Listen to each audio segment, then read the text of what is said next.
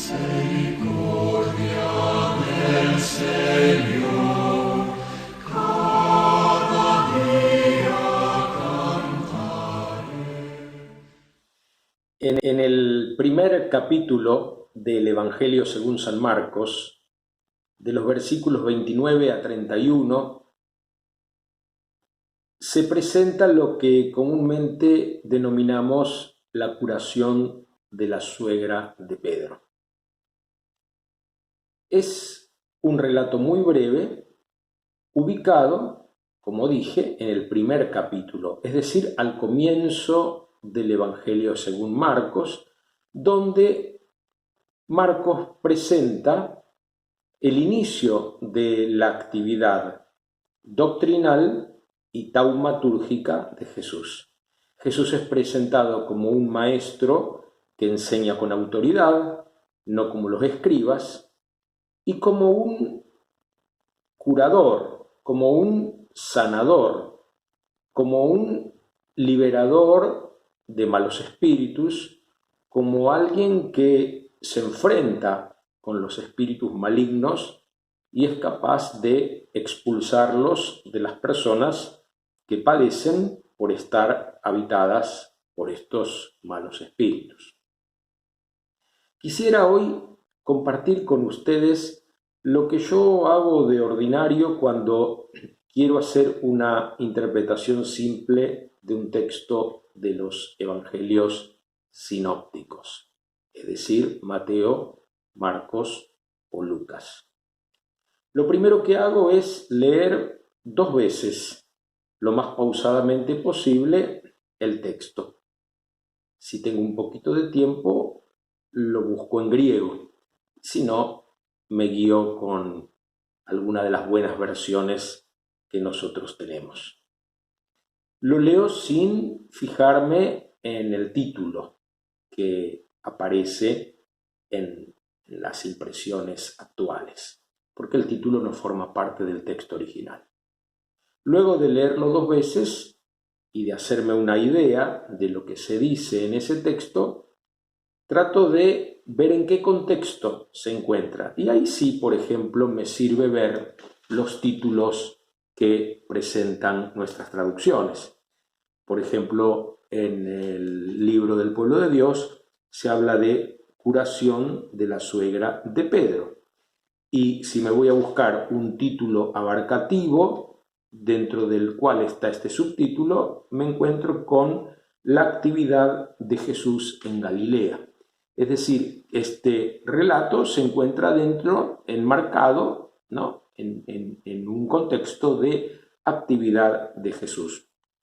Jesús que hace poco acaba de llamar a sus primeros discípulos, Jesús que está realizando enseñanzas en la sinagoga del lugar, se dirige a la casa de Simón, según este texto, acompañado de Santiago y Juan. Va a la casa de Simón y Andrés. Y allí la suegra de Simón estaba en cama, con fiebre, y se lo dijeron de inmediato. Este de inmediato ya me llama la atención porque en muchos relatos de milagros o de curaciones se habla de que la acción de Jesús realiza inmediatamente su voluntad. Aquí, en cambio, este de inmediato está en la acción de estos primeros discípulos. Se lo dijeron de inmediato le notificaron a Jesús que la suegra de Pedro estaba en cama con fiebre. Y él se acercó, la tomó de la mano y la hizo levantar.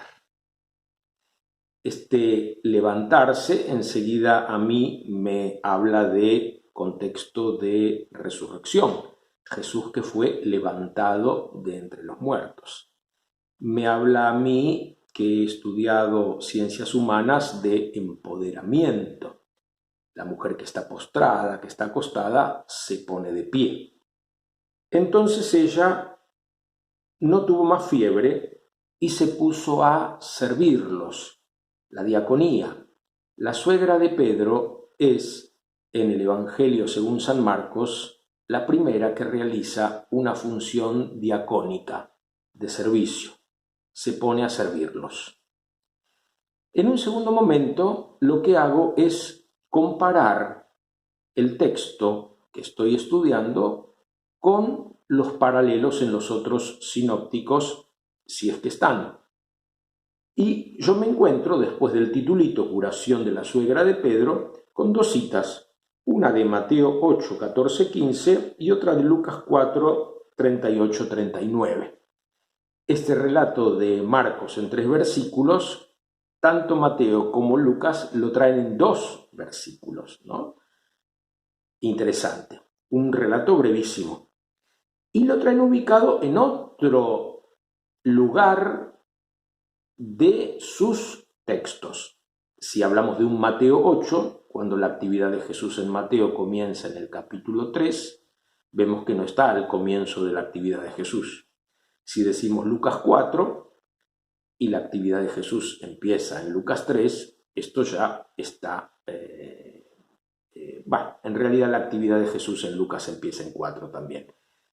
O sea, hasta el comienzo de la actividad de Jesús, porque en el 3 Lucas tiene el relato del bautismo, el relato de las tentaciones. Entonces, al comparar este relato con sus paralelos, voy encontrando algunas diferencias que me hablan de los autores y de sus posibles intereses, que yo tengo que hipotetizar porque no tengo posibilidades de hablar con los autores materiales, ni de conocer a ciencia cierta quiénes eran sus oyentes ideales, sus lectores ideales. No los conozco, también tengo que hacer hipótesis si quiero de eso. Pero simplemente en este texto algunas comparaciones. Jesús en Mateo es llamado Jesús, tanto en Marcos como en Lucas se supone que se está hablando de él, no se lo nombra directamente, Mateo sí lo nombra directamente. En Mateo Jesús no necesita que le digan que la suegra tiene fiebre, ya lo sabe. Él toma la iniciativa y la mujer, una vez que se levanta, se pone a servirlo en singular a Jesús. Entonces esto más bien me parece que tiene una idea de discipulado, ¿no? En cambio en Marcos yo veo más bien una idea de empoderamiento, la mujer que es incorporada, reincorporada y que vuelve a sus tareas de servicio, porque eso es lo que se esperaba de una mujer. Y en Lucas Jesús no la toma de la mano, sino que se inclina, ¿no? Es otra imagen interesante. Y los discípulos no le informan que la suegra de Pedro está en cama, sino que le ruegan que la cure. Será para que después los sirva, porque también ahí en Lucas se dice que se puso a atenderlos al grupo. A veces también nuestros intereses son así. No nos interesamos por las personas, sino por los beneficios que esas personas nos pueden aportar. Y acá hay otro paso entonces. Ya me estoy saliendo de la literalidad del texto y estoy viendo cuáles son las ideas que a mí, lector actual, me llaman la atención. Por ejemplo, esta diferencia entre informar a Jesús y rogar a Jesús. Son dos actitudes distintas, pero ¿cuál es lo que motiva esa información o ese ruego? Yo sinceramente en este caso entiendo que el interés es no por la salud de la mujer, sino por los servicios que esta mujer puede prestarles. Y esto a mí me toca. ¿Cuál es mi relación con las personas? ¿Por qué me relaciono con las personas? ¿Prefiero aquellas que me pueden brindar algún servicio o no hago acepción de personas como Jesús y atiendo a todos? Este texto se da en el contexto del inicio del ministerio de Jesús y Marcos presenta este inicio como algo glorioso. Las multitudes se asombraban porque enseñaba con autoridad y no como los escribas. Y también se asombraban del poder que tenía Jesús para expulsar demonios y para hacer curaciones. De hecho, después de la curación de la suegra de Pedro, dice que todo el pueblo fue a llevar a sus enfermos y que Jesús los curó. Entonces, este interés que despierta el inicio de la actividad pública de Jesús está como con esta pequeña cuña, ¿no? Este hecho hogareño, porque se da dentro de la casa de Simón y Andrés. No es un hecho público, sin embargo habla de la sensibilidad de Jesús. Jesús que se acerca, la toca y la levanta. Jesús que se interesa por esta mujer a la que seguramente todavía no conoce. Bueno, quería compartir esto con ustedes, cómo yo trato de ver un texto. Muchas veces algunos que me conocen me consultan sobre el sentido de algunos textos y yo les digo, fíjate lo que a vos más te llama la atención, fíjate lo que a vos más te interesa, porque eso tiene que ver con vos y entonces trabajá eso. Luego de este relato, en el versículo 39, vamos a ver que Jesús dice, vayamos a otra parte. Porque Pedro se había acercado para decirle, todos te buscan. Y Jesús le responde, vayamos a otra parte. También nosotros, a partir de la lectura y el estudio de la Escritura, vayamos a otra parte. No nos quedemos en la comodidad de nuestros hogares o de nuestras sacristías. Seamos capaces de salir. Y cuando alguien nos diga, todos te están buscando, preguntémonos por qué nos buscan. Y si todos no nos están buscando, o lo que es peor, y pasa en estos tiempos, que la mayoría no está buscando a Jesús, preguntémonos cómo lo hemos presentado. Tal vez no lo hemos presentado como aquel que aporta vida plena, sino lo hemos presentado como una doctrina, como el Altísimo en todo caso, cuando en realidad tendríamos que presentarlo más bien como el Cercanísimo, como aquel que se inclina, según el Evangelio de Lucas, sobre nuestras debilidades para ayudarnos a salir de ellas. Los discípulos le presentan la situación a Jesús. Esta mujer está enferma, con fiebre. Presentémosle también a Jesús la situación de nuestra querida iglesia. Hablemosle de aquellos exégetas, biblistas, que cuando interpretan un texto lo hacen tal vez magníficamente, pero como un forense que está hablando de un difunto y que luego de hacer un examen exhaustivo y de transmitirnos un montón de ideas interesantísimas que tal vez nosotros no las habíamos percibido, siguen hablando de un muerto.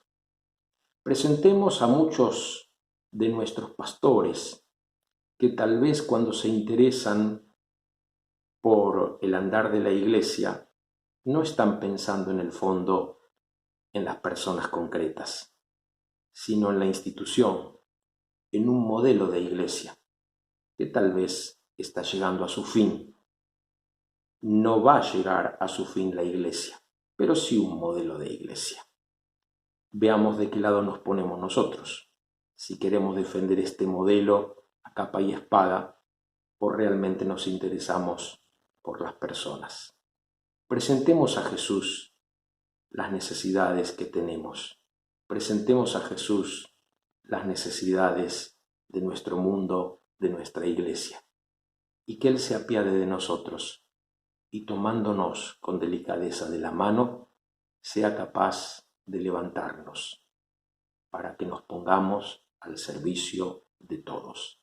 Que nadie quede excluido de nuestra